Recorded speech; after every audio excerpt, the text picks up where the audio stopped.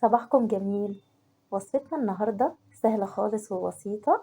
النهاردة هنعمل مع بعض الفراخ المشوية على الفحم بتتبيلة بسيطة خالص وسهلة، بس هتديكوا نتيجة روعة.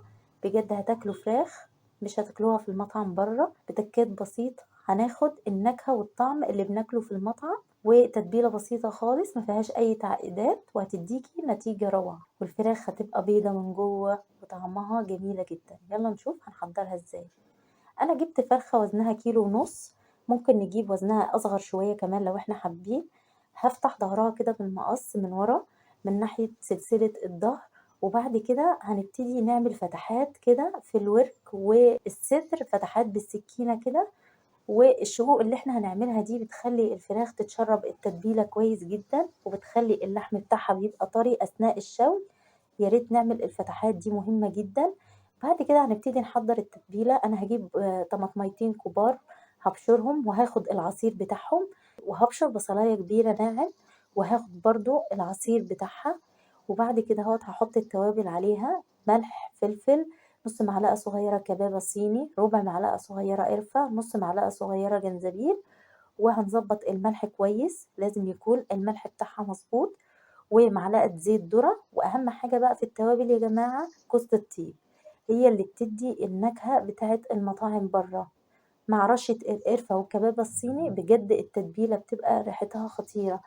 هنقلب كل المكونات دي كويس مع بعض، وهنحط عليهم معلقة عسل نحل صغيرة، ودي وظيفتها هنا ان هي بتخلي الفراخ بتاخد لون جميل جدا على الشواية، وبتدي اللون الجميل اللي احنا بنشوفه بتاع المطاعم بره. بعد كده بقى همسك الفرخة وهدلكها كويس جدا بالتتبيلة من جوه ومن بره ومن تحت الجلد، وهنحاول بقى نسيبها في التتبيلة دي اقل حاجة لو احنا مستعجلين عليها من 3 ل 4 ساعات، ولو احنا مش مستعجلين عليها نسيبها لغاية ما نيجي نشويها. وممكن بقى يا سلام لو نعملها من بالليل ونسيبها في التتبيلة، بتدي نتيجة روعة، والفراخ لحمها بيطرى وبيشرب من التتبيلة كويس. انا هنا هحطها على الشواية الفحم، وعلى فكرة انا كنت عاملة الشواية دي عندي في البلكونة جميلة جدا، بالطوب كده تحفة. إيه، كلنا ممكن نعملها على فكرة لو احنا ما عندناش شواية ونشوي في البيت، لذيذة جدا وبسيطة. هبتدي بقى احطها على الشواية، والصوص اللي هينزل من الفراخ هنبتدي ندهن بيه الفراخ أثناء عملية الشوي. كل شوية ندهن كده بالفرشة علشان الفراخ تستوي وتبقى جوسي من جوه.